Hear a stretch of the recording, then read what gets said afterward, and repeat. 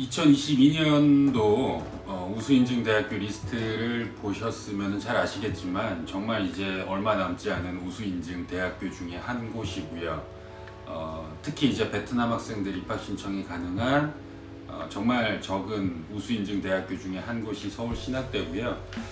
위치는 부천에 위치하고 있는데 많은 학생들이 부천이라고 하니까 서울이랑 굉장히 먼 뭐 또 다른 인천 뭐 이런 도시를 생각을 하시는데 부천은 거의 서울이라고 봐야 돼요. 여러분 서울에 이미 살고 있는 베트남 학생들은 잘 아시겠지만 뭐 구로구에서 바로 넘어가면은 있는 곳이 부천이기 때문에 거의 서울이랑 같은 생활권이라고 보시면 되고요.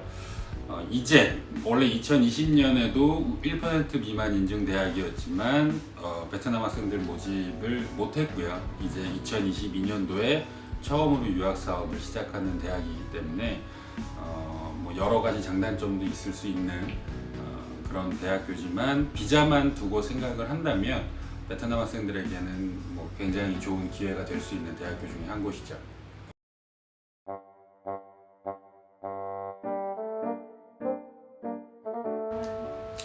지금 학교에서 받은 입학 조건을 보면 GPA는 7.0 이상, 그 다음에 최종학교 졸업한 지 2년 미만, 그리고 재정증빙 서류 제출이 가능한 학생이라고 저희는 지금 내용을 받았어요. 그러니까 재정증빙 서류 제출이 가능하다는 게 여러분들이 유학 서류를 직접 준비하거나 그렇지는 않기 때문에 잘 모르시겠지만 대부분 베트남 유학원에서 베트남 학생들 재정증빙 서류를 제출하는 걸 보면 컨퍼메이션 레터만 준비를 하는 경우가 많아요. 그러니까 어머니가 사업을 하시든 회사에 다니시든 농업을 하시든 그냥 컨퍼메이션 레터만 준비를 해서 제출하는 경우가 많은데 이거는 안 된다는 거죠. 그러니까 부모님들 직업에 맞는 재정 서류를 꼭 제출하라는 얘기고요.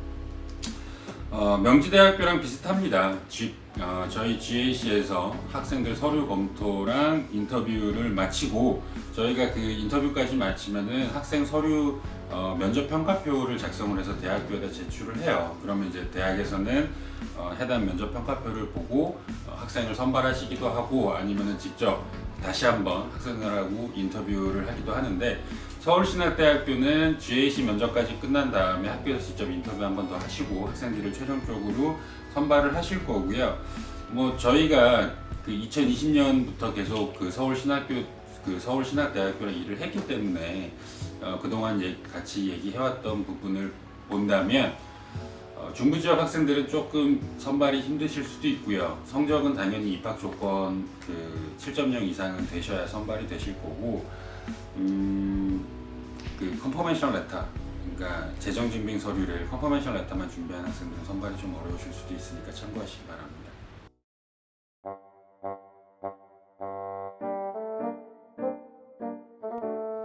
자, 뭐 장점은 제일 우수인증 대학교죠.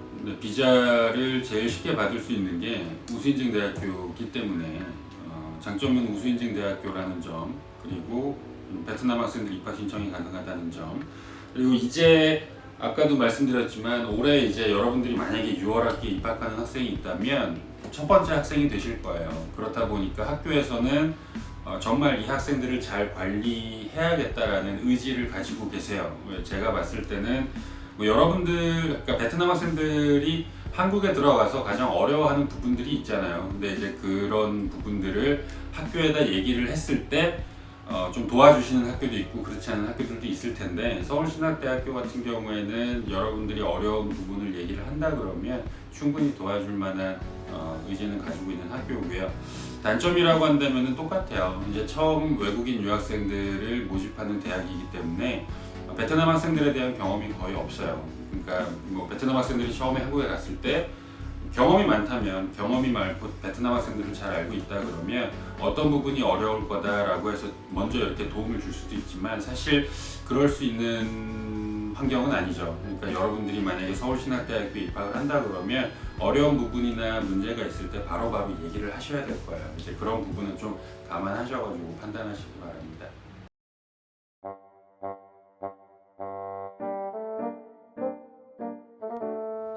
서울신학교에 대해서 제가 꼭 말씀드리고 싶은 부분이 2020년도에 비자 코드에 떨어진 적이 있기 때문에 뭐 베트남 유학원들도 그렇고 베트남 학생들도 그렇고 서울신학대학교는 비자 받기 어렵다라고 얘기하시는 분들이 아직도 있어요. 근데 정확하게 제가 말씀을 드리면 2020년도에 서울신학대학교가 1% 미만 대학이었지만 어떤 유학원에서 학생들 입학 신청, 그 학생들 비자 코드 접수할 때 잔고증명원을 전부 다 이상하게 만들어서 제출을 했었어요.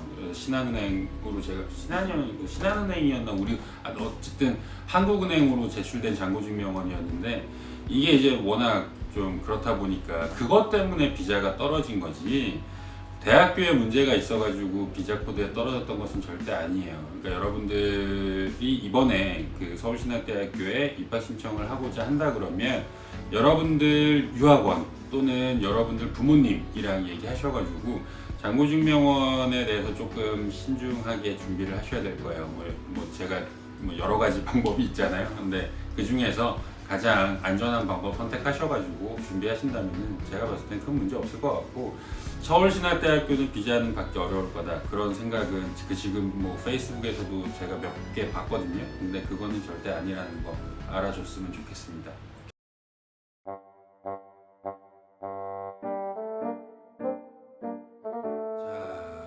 서울신학대학교는 저희 GAC랑 2020년부터 같이 일을 해온 건 맞아요. 그리고 저희 GAC 같은 경우는 뭐 지금 서울신학대학교뿐만 아니라 다른 대학교들 학생 심사를 같이 하고 있기 때문에 베트남 학생들에 대해서 잘 알고 베트남 서류들도 잘 알죠. 근데 서울신학대학교는 아까도 말씀드렸듯이 이제 처음 베트남 학생들을 모집하는 대학이기 때문에 베트남 학생들에 대한 것도 물론이고 베트남 학생들 서류에 대해서도 많이 몰라요. 그렇기 때문에 베트남 학생들에 대해서 잘 알고 베트남 학생들 서류에 대해서 잘 알고 있다 그러면 서류만 봐도 그 학생들에 대해서 심사가 가능하겠지만, 사실 서울신학대학교 같은 경우에는 서류만으로 학생들을 심사하기는 조금 어려운 대학이에요. 그렇기 때문에 객관적인 사실도 중요하겠지만 주관적인 부분들, 그러니까 뭐 왜 유학을 가고 싶은 건지, 왜 서울신학대학교를 가고 싶은 건지, 한국에서의 계획이나 뭐 졸업 후의 목표나 이런 거에 대해서 많이 준비가 된 친구들이라면 제가 봤을 때는 충분히 선발이 가능하실 거라고 생각을 하고요.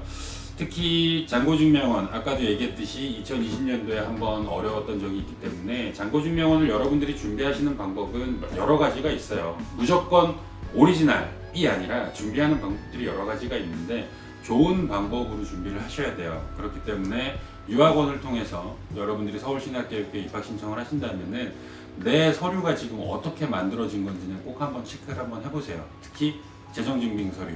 재정증빙 서류를 부모님 직업에 상관없이 무조건 컨퍼메이션 레터로 준비하는 친구들은 서울신학대학교 입학은 어려우실 거예요. 그러니까 유학원 통해가지고 어떻게 준비가 된 건지를 꼭 한번 체크해 보시고 입학 신청하시고 면접 준비하시면 좋은 결과 있으실 것 같아요.